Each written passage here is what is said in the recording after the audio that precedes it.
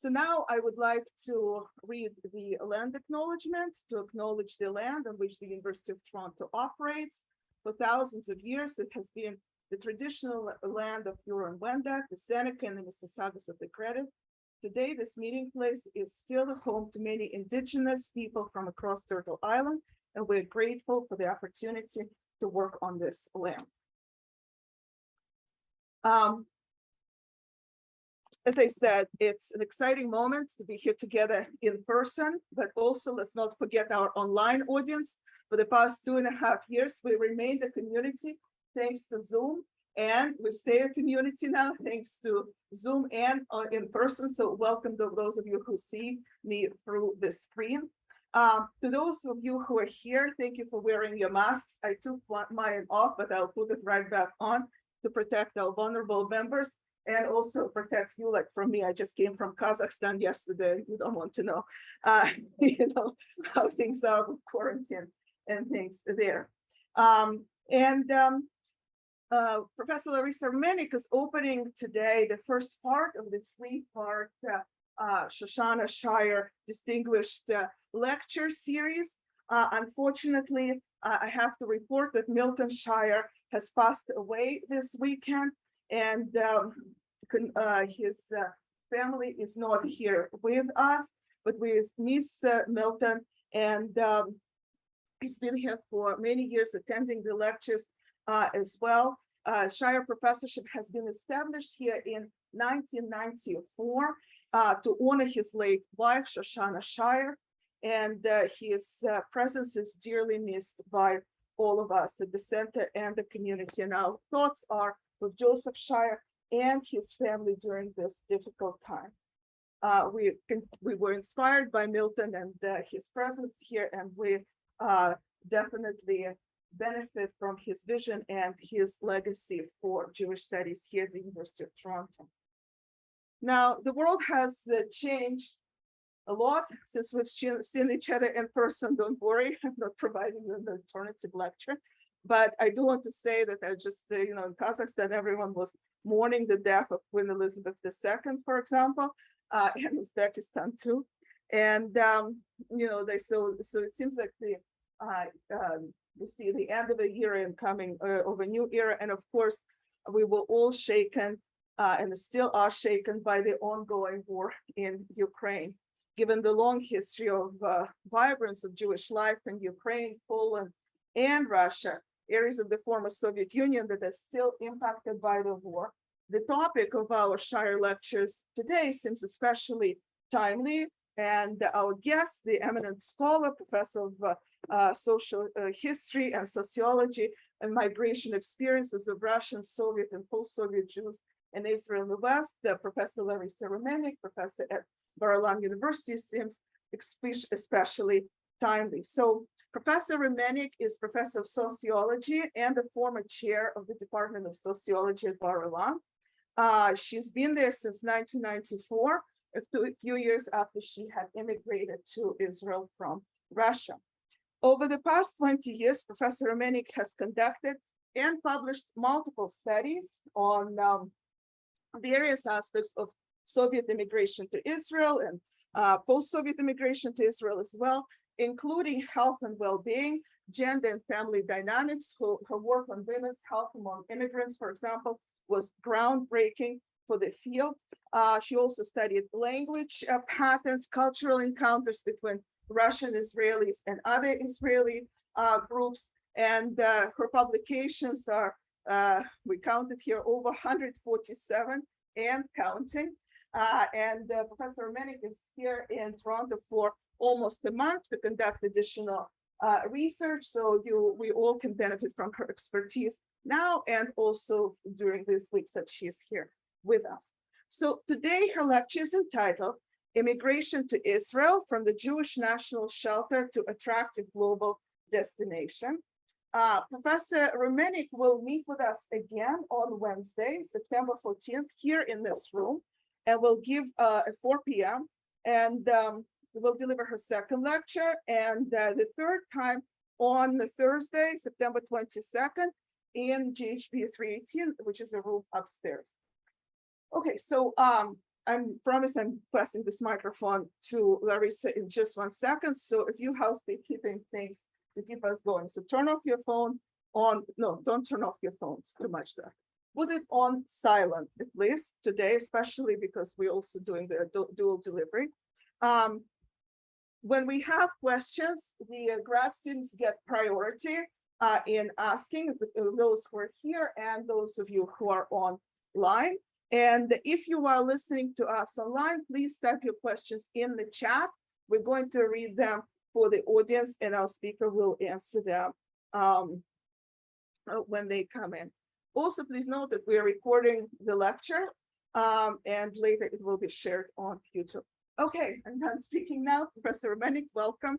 And passing on the microphone to you. Am I supposed to stand strictly across the computer? I can move with the mic. I don't know. That's the system. I don't know. Let's The camera is. Recorded here, so you have I can quite a bit of- move a little yeah, bit. Okay, that's good. That's I prefer moving. Is this working? Can you hear me? Okay, very well. So, good afternoon, everybody, and thanks for coming. Okay. Yes, now. Thanks for coming. I'm glad to be the first one, an honor to open this live season of lectures that's been frozen for more than 2 years, as we know.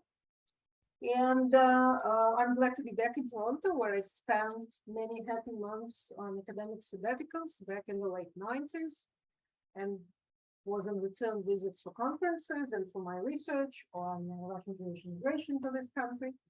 So, but it's been a while, over 10 years that I've been here, so I'm glad to be back in Canada.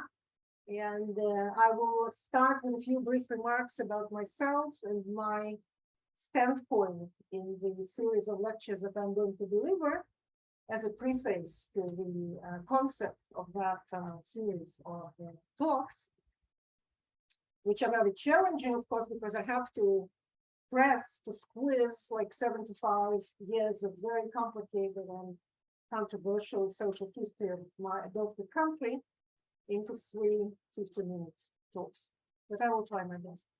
And I would like to point out that my standpoint on the Israeli society as a sociologist is that of an insider and an outsider at the same time. Okay? Because I've spent exactly half my life in Moscow, Russia, and half my life in Tel Aviv, Israel, with sojourns in between to Europe, to the United States. So I'm a very cosmopolitan kind of Israeli. And my take on this country is very loving, accepting, and critical at the same time.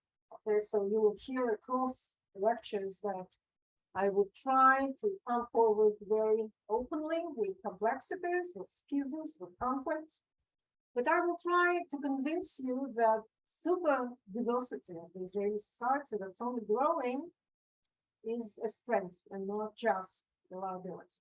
Okay? And the sign of the question mark that I put in the end of the title of this lecture series, Israel at 75, is diversity, its strength or liability. I tend to answer in the positive still, okay?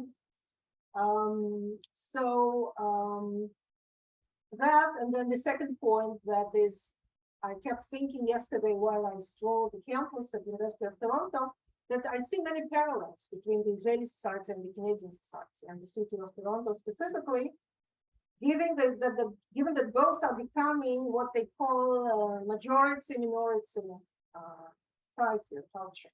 This is so heterogeneous, so diverse in terms of the human composition of our countries. We have 40% of people who are first-generation immigrants. In the city of Toronto, I'm hearing over half of the residents were born abroad. Okay, so both Canada and Israel use immigration or dwell on immigration as chief nation-building resource. Okay. Here, the parallel probably stops because the size is very different, the geopolitics is very different, but still the immigration as the core social issue is very common to both our societies. So maybe you will find some points of contemplation in what I'm going to say as applied to Canada, not only to Israel. Okay, with that, I think I will move to my presentation. Share screen. Okay, how do I go to the full screen? This one, yes. Is it? No, it doesn't work. Yeah. And Yeah. but it's not full screen. It's It's full screen on. okay, yeah. good. Oh, good enough. Oh. Yeah, so I will follow the many years of immigration to Israel to show the chief trend, which is the change from the ethnic national shelter for the Jews to a global destination, a hub that's become attractive also for non-Jewish immigrants. And the composition of our immigrant corps is becoming more and more diverse every year.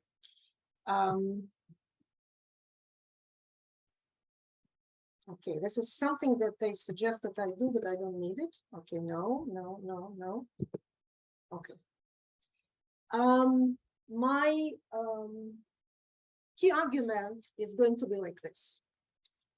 For the first 100 years and 75 years of its existence as a state, immigration, or in Israeli parlance, aliyah, has been the major nation-building mechanism of the Israeli society. If there would be no aliyah, no Israel as we know it today would exist.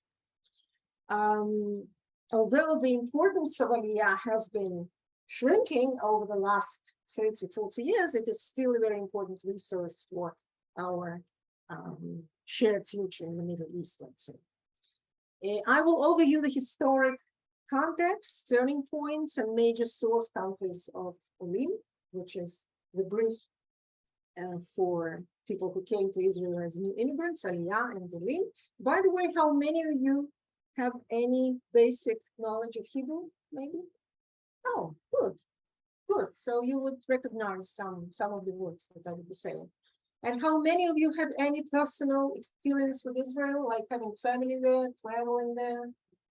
Oh, good, very well. So maybe many things will be familiar to you, but I had to build this lecture, facing a very diverse group of people, so I don't know how much people know, and I will start from the basics anyway. And my final key point is about, like I said in the title of this lecture, how the nature of immigration has changed over those years. So in this slide, which I'm going to skip almost because it will get me stuck on the topics that I will develop in the subsequent lectures. But what I wanted to say here is that in the early periods of immigration to Israel, the chief resource of its population building, of its demographic growth and security, were the Jews of the Russian Empire in Eastern Europe, who comprised actually the absolute majority of the Jewish population of the world at the turn of the 20th century, and the main source of growth demographically of all the other Jewish communities in the world, be it North American, South African, Australian, or Palestine, Israel. Okay. The motives for immigration of the Jews were mostly what we call in sociology push factors. They were driven out of their source countries because of, is it something with the mic? Yes. Okay. Because of violence, pogroms, dramatic events of the early 20th century, the First World War, the Russian Revolution, the Civil War that followed. As a result, the Russian-speaking and Yiddish-speaking and Polish-speaking Jews became the founding fathers of the State of Israel, and the first decades of the Israeli history and culture were all under the mark of the Russian Yiddish language, literature, culture, politics, the socialist trends that, of course, were predominant in the Soviet Union in those years. So the stamp of Russianness has been very strong in Israel in the first decades of the state. And until this day, actually 50% of Israel's population are of Russian-speaking descent, if we look 3 generations back, okay? And of course, I will develop the story of Russian-speaking Jews in my third lecture, so I will suffice with that by now. a picture showing some, snapshots of the history of immigration. It was first by the ship, and it was initially illegal, of course, during times of the British Mandate on Palestine. The Brits tried to discourage immigration of the Jews both before the war and after the war, up until the foundation of the state in 1948, when it became fully legal and the main nation building tool, like I said. So the other picture on the right-hand side shows the encampment of tents where the Olim Chadashim, the new immigrants, were first received and had to reside sometimes for several years before they moved into better permanent housing. And the last picture is of the current situation of receiving new immigrants, probably coming as a result of the war in Ukraine over the last years, in Ben Gurion Airport, completely different circumstances, of course. But when we speak about immigration to Israel, we have to start from the law of return, because this is one of the basic laws of Israel. As you know, we have no constitution, but we have a set of basic laws in Israel. And one of them, among the first ones, was the law of return, Chok HaShvut in Hebrew, that actually asserted every Jew's right to come and settle in Israel and to receive immediate Israeli citizenship. Israel was defined as the state of all Jews, not just its residents and citizens. But the problem with the first formulation of the law of return was that it never defined who is a Jew. And over time, it increased more and more problems and issues about who is entitled to Aliyah and personal status law and all the matters around that. So given the trend of mixed marriage and interfaith families that were also making Aliyah to Israel increasingly, because of course this is one of the chief processes demographically in global Jewry,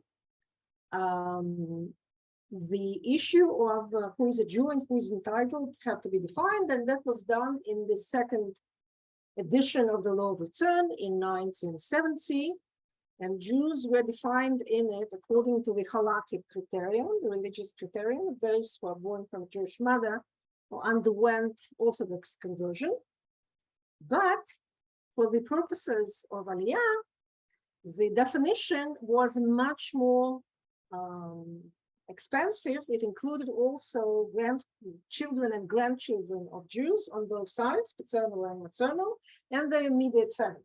Okay, and why was that formulated in this very generous and broad way? In order to not to close the doors to the potential of demographic increase, because Israel was already by that year feeling that the sources of Aliyah are shrinking, and that if we want to continue getting new population, the definition of who is entitled should be fairly generous.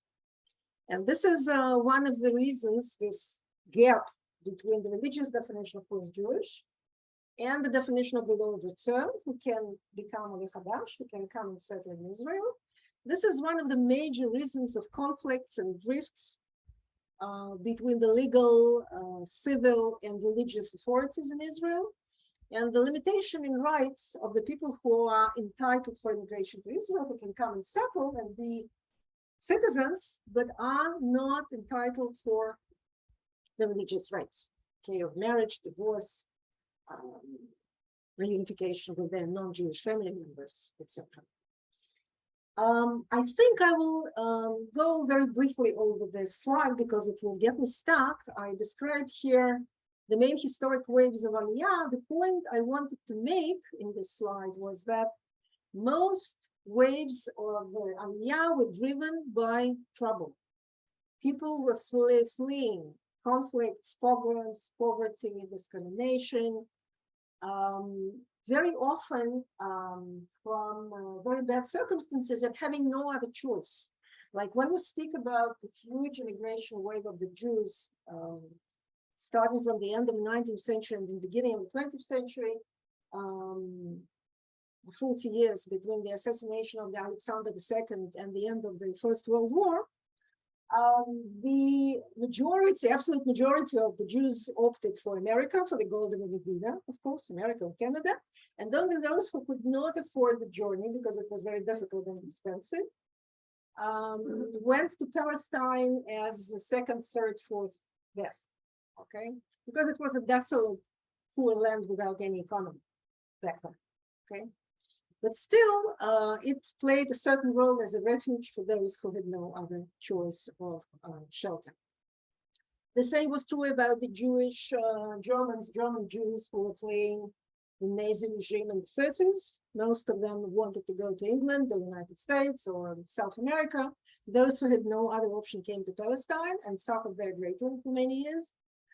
Then there was, of course, no immigration during the war, next to nothing. And after the war, we have the story of, illegal smuggling of Jewish immigrants, the story of Exodus, the famous film and novel, up until 1948, when the state was proclaimed. And then the very second day after Declaration of Independence of Israel, the war broke out with all the surrounding Arab countries that resisted this Israeli statehood, of course. And after Israel won the war, maybe I'm reminding you the basic facts, but it's without that you can't understand what happened later on. The victory, the amazing victory of this small, weak, state in the making against large organized armies of the Arab countries such as Egypt and Jordan and Syria, became the source of discrimination and trouble and conflict and the end of livelihood for the Jews of the Middle East and North Africa. And they were pretty much compelled to flee, to run away their countries where they had dwelt for centuries before in relative peace with the Muslim majority, but not after 1948. They actually became refugees who replaced the refugees from Palestine, the Arabs who fled Palestine. Pretty much the same numbers, about 700,000 fled the Middle Eastern countries coming into Israel, and Palestinian Arabs fled to the neighboring Arab countries. So this was a population swap, you can say, immediately following the war. Then there were waves of immigrants from other Middle Eastern countries, mostly from the Maghreb area, dominated by France. After independence of Morocco, the Algerian War, the life for the Jews became quite intolerable there. They were compelled to leave, leaving behind all their life savings, enterprises, assets, whatever, with a suitcase or two, and had to start anew. In Israel, which was pretty much the only country that received them, other than France, which received a certain fraction of Moroccan Jews and Tunisian Jews who have French citizenship. Some of them did. And then, of course, we have the more recent waves of Aliyah, which I'm going to describe in greater detail, which are very significant and completely opposite to each other in their characteristics. One smaller wave is from Africa, from Ethiopia, which started in the mid-80s and brought to Israel between 80 and 100,000 African Jews. And of course, the one that I belong to myself, the immigration of ex-Soviet, Soviet, post-Soviet, all the above, the same territory, the names changing all the time, coming into Israel around the demise of this empire and the following transition period. And I will speak about them in detail in the third lecture. This is a graph that shows briefly the dynamics of influx of population into Israel. Olim, Aliyah, you see the peaks surrounding the foundation of the state, and then the smaller peaks of immigration from the Middle East and Nitzulei Shoah, those who survived the war and the Holocaust after the war.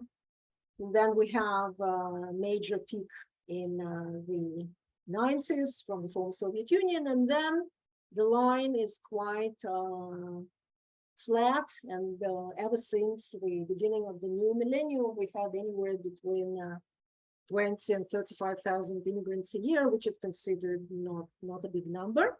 But again, my point is that all the peaks in influx of the Jews to Israel coincide with troubles, with problems, with persecution, with wars, we're of course facing now the major, not so major, but still compared to the previous years, some increase in immigration from Ukraine and mostly Russia. Actually, many more from Russia than from Ukraine. I will speak about that shortly. But again, I return to my basic point that still Israel retains its key role as being a shelter for all Jews in need. I will comment a little bit on the internal dispute that we have in Israel always for years, mostly between the establishment, the people who are professionally involved in integration of immigrants, and social science observers and journalists and critical interpreters of Israeli reality. I was speaking about Aliyah immigration, because of course, Aliyah is a very loaded term. It implies that Jews are coming to Israel because of ideological or religious motives. They come to their historical homeland in order to settle in the biblical land of Jews, right? While of course reality check shows us that most people, like I said before, they usually come into Israel when they have no other choice, and when they are driven by the push factors, by troubles, by problems, okay? Like the best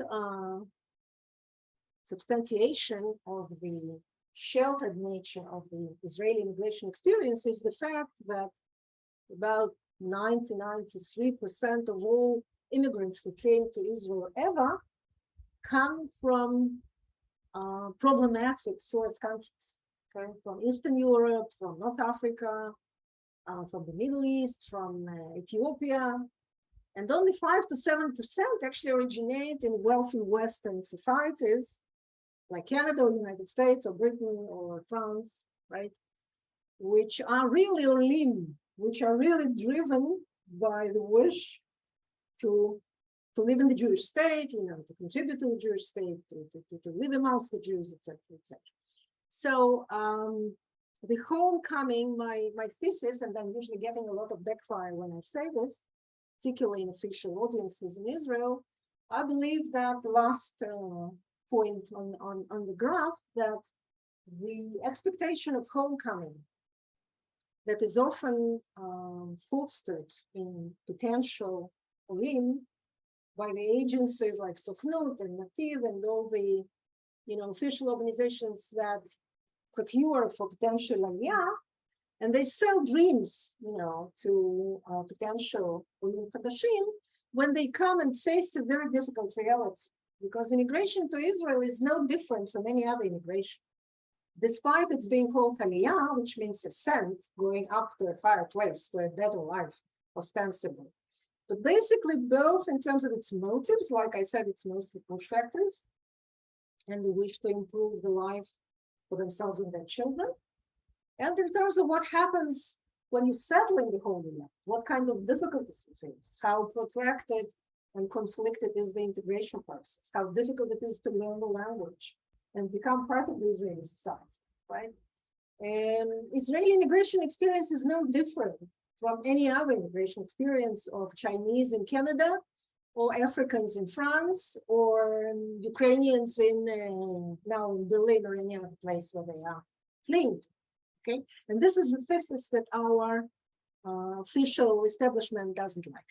They still very much stick to the homecoming thesis, while I'm saying that you cannot return to home where you've never been for 2,000 years. So it's a very new experience in any case.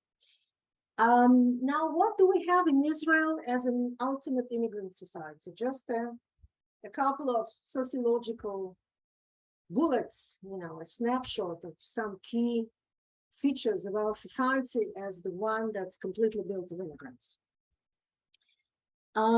First of all, within our population, the major ethnic groups, again, maybe I'm reminding something that you already know, but it's a very basic fact. Jews comprise about 75%, and their proportion is gradually shrinking on account of non-Jews and the Arabs and Muslims, okay? Muslims are about 21% right now. 5 to 7% are non-Jews who are qualified under the law of return to come to Israel along with their Jewish family members. Okay.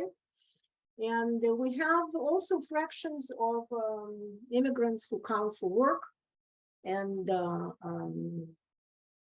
non-Jewish family members who are entitled for unification. The demographic profile of Israel is changing gradually in the direction of more and more of the non-Jewish component. Okay, this is the bottom line. Now, like I said, 95% of our demographic composition on the Jewish side is comprised of 3 generations of immigrants, including about 40% who were born outside Israel. Now, within the Jewish population, the composition is also very complex, and I will elaborate on that in the second lecture when I will be describing so-called tribes of Israel. But briefly, I'll say that the composition on the Jewish side is also very dynamic. The Ashkenazim, the Jews of European origin, used to be a majority, but right now they are definitely less than half. And Mizrahim are of the same size, people who came from countries of the Middle East and North Africa. And also about 20% are people of mixed origin, who are the children of the marriages between Mizrahi and Ashkenazi Jews. And we have about 3% of the people who are Black Africans, Ethiopians. So the composition is very, very diverse.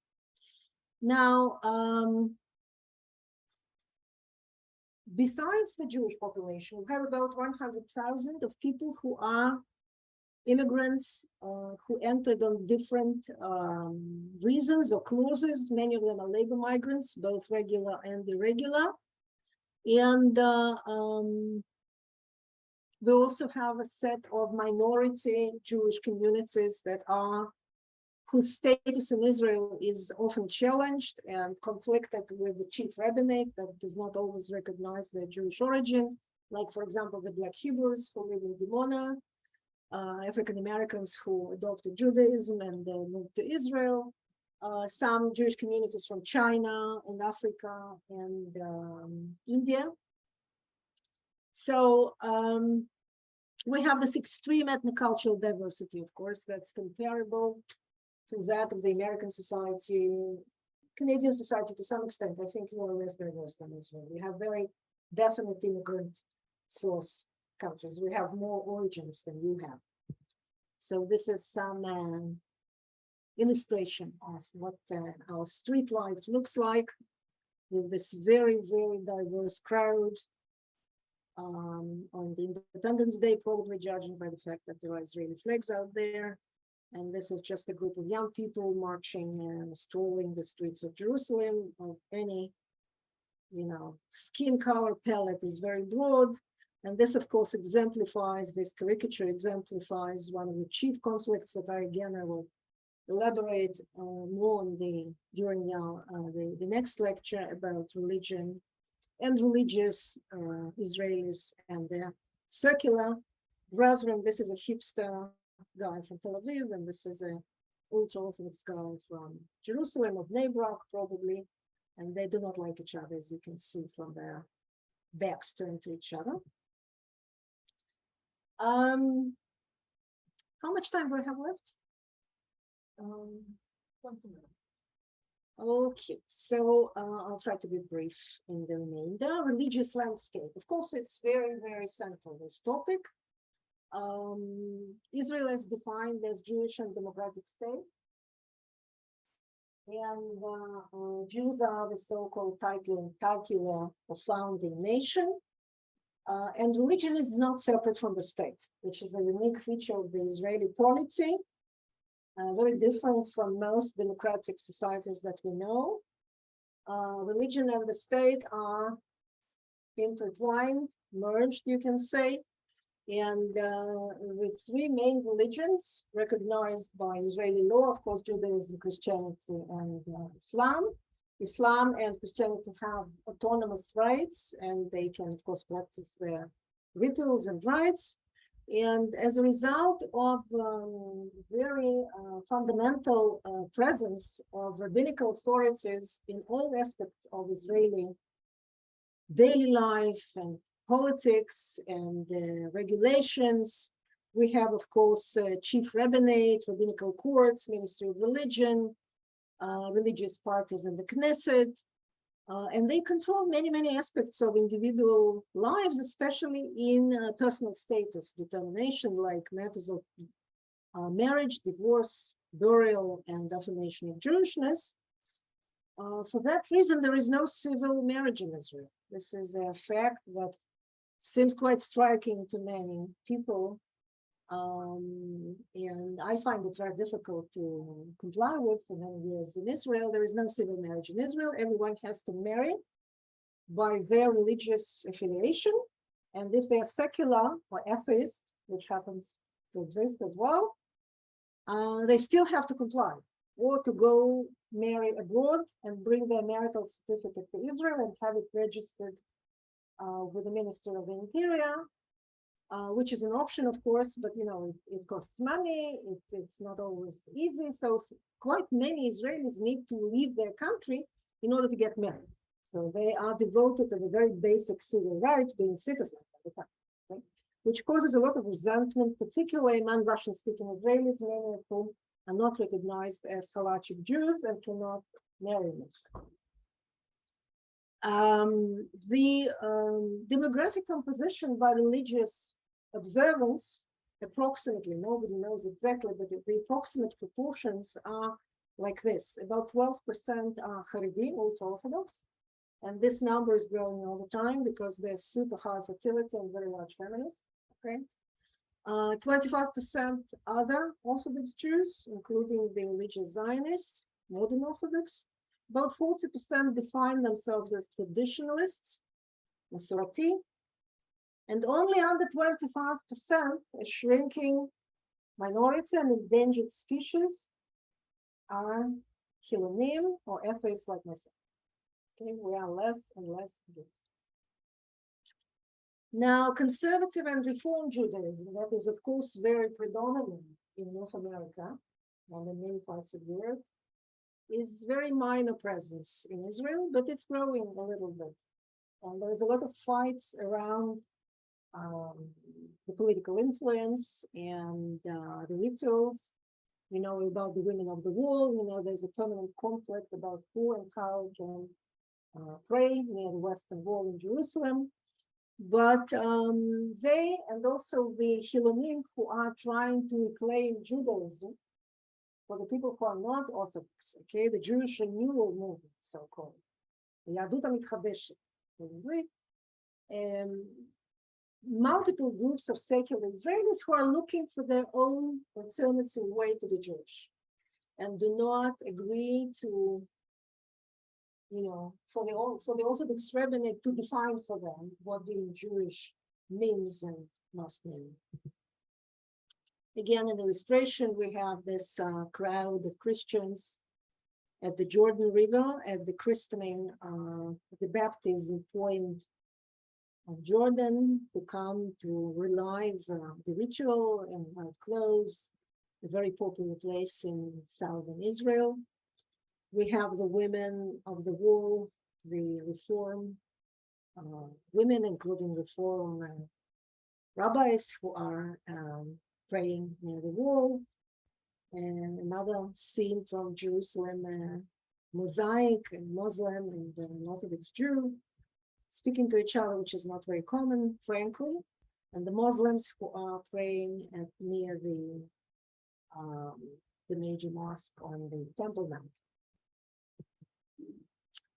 So the pillars of Israeli ideology and identity, very briefly again. Maybe I will skip on that. If I have some time in the end, I'll get back to that slide. A few words about Russian Aliyah, just a brief snapshot, because I will devote the whole lecture to it later on. Indeed, it's a very dramatic influx of immigrants that completely changed Israel's social, human, cultural, economic landscape, comprising today about 20% of the Jewish population. The destinations of Russian Jews in the late Soviet, post-Soviet era were mostly to Israel, like you see in this graph. The majority in the late 80s, early 90s came to Israel, and many less were allowed to go to the United States and later to Germany. So the 1 million plus Russian-speaking Israelis have completely changed the face of the country, and I will elaborate on that later on. A few words about Ethiopian immigrants. It's a very, very different immigration wave that comprises today about 120,000, including the second generation born in Israel. This is a couple of pictures that show their faces. It's a very complicated and uneasy story with the influx of race into Israeli reality. Up until the arrival of the Ethiopian Jews, the Israeli society has been predominantly white, although we have some skin tone scale, of course, like, Yemenite Jews look different from Polish Jews, but still the majority were on the white side of the map. And here we have the challenge of facing an influx of Africans who believe they're Jewish. And many in Israel do not believe that they're Jewish. And there was a long and protracted conflict with the chief rabbinate that did not want to recognize their Jewishness and the right for Aliyah. It took about 25 years for those struggles to culminate in the Psak Din, in the decision of Rav Ovadia Yosef in the early 80s to allow immigration of Ethiopian Jews, to recognize their Jewish ancestry. And since then, there were two major campaigns of Aliyah for Ethiopian Jews, who were pretty much evacuated from Ethiopia in airlifts by the Israeli military, because it was very difficult to organize the immigration. The country was in the war and their lives were under danger. So it was a huge military mivtza, as we say, that brought about 20,000 Ethiopian Jews.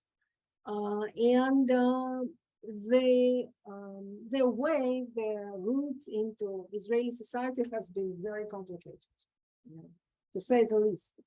To begin with the issue of race and their, very different look and tradition and dress and Jewish ritual, because of course it belongs to the pre-rabbinical Jewish history, right? It's a biblical type of Judaism. The rituals are very different, traditions are different, but no less important that they come from a rural country with subsistent economy. They lived in villages and they know only agricultural labor. It's very difficult for them to get settled in a post-industrial society. It's a very different lifestyle.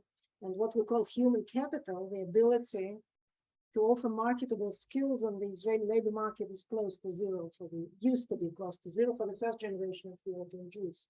So they had to become clients of the welfare system. Pretty much the whole first generation of immigrants could not work, a very big number, particularly men, and became welfare recipients, which angered the mainstream white Israeli society even more.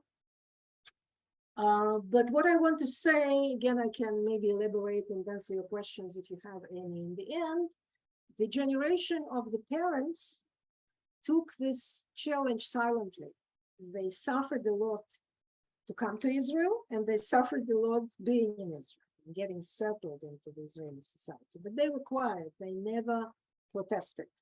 While actually the young generation, those who were born and raised in Israel, this generation 1.5 and 2, this is a scene from the protests that broke up in Israel 5 or 6 years ago.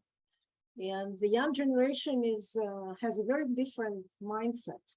They are entitled for much more, they feel that they are entitled for much more equality.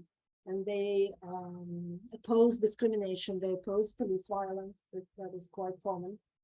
So they come to the streets and they organize to demand equal rights, which is always the dynamic between the first immigrant generation and the children who are raised in the new country and feel much more entitled for equal treatment, like their local peers, right? So this dynamic also typifies Ethiopian immigrants. I'm close to my summarizing slides, just 5-7 minutes more to go. So the recent trends in immigration to Israel, if we summarize them very briefly, are as follows. First of all, the pace of immigration has shrunk very much. We had 1 million who came over the 90s, and actually 500,000 who came just between 90 and 93 from the Soviet Union. Okay, nothing like this happens again. Okay, the potential of aliyah of global Jewry into Israel is probably over and done with. So we have smaller groups of people coming into Israel, again, usually in times of trouble, in times of conflict. The last example is, of course, the people who flee the war between Russia and Ukraine. Like I said, the increasing share of non-Jewish immigrants who come on different tickets. Some of them are married to Jews, others come as labor migrants, legal and illegal. The people who are not Jewish, as you may know, have a very long path to citizenship, if at all. It's very difficult to become an Israeli citizen if you're not Jewish. Okay? And this is actually a very major challenge for the Israeli statehood, for the Israeli government, for the future of Israel, is the issue of how we treat non-Jewish residents and immigrants. Can they become citizens ever? Under what conditions? I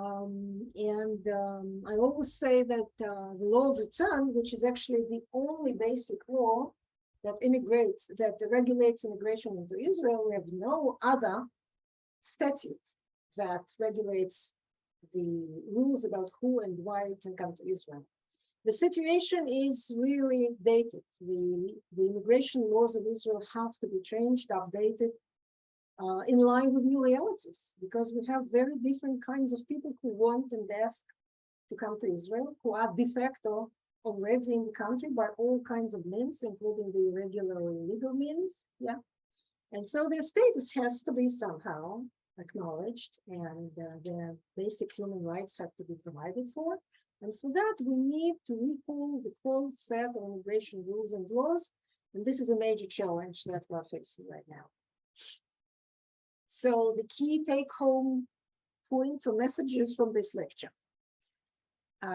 Open Jewish immigration has been State of Israel's chief mission, or raison d'etre in French. It's why it was created. Right? From 1948 to today, basically, it still is open to Jews facing trouble. In the first period of migration, between the late 19th century and actually seen up to the end of the Six-Day War, 1967, and the period that followed afterwards, the Israeli immigration principle was mainly sheltering the Jews who are persecuted. And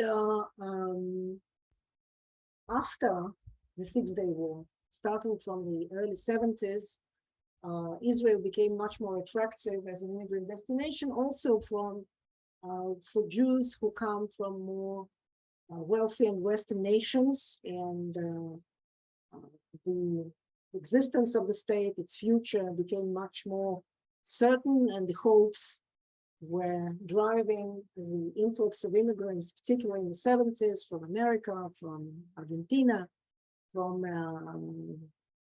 an array of Western countries that came both for religious, Zionist, and economic reasons, seeking better futures. Now, the point that I skipped, and I want maybe to say a few words about it, it's actually a topic for a separate long lecture. Across the 20th century, Palestine, Israel served as a testing ground for all kinds of semi-utopian ideologies. It's a huge social experiment. The State of Israel is a big experiment in politics, in society, in culture, and all kinds of utopian ideas were tested, like messianic return of the Jewish people to the biblical land after over 2,000 years absence in that place. The religious Zionism is based on this ideology. On the other hand, the ideas of equality, social justice, and communal living, the kibbutz movement was also another semi-utopian idea that pretty much came to a halt as of today, as most of the kibbutzim have been privatized, as you might have heard. And the ethnicity or religion-based nation-building project and immigration regime, as postulated in the law of return, like I said, it's been working for many years, but it's not working anymore. It has to be rethought and changed in many ways.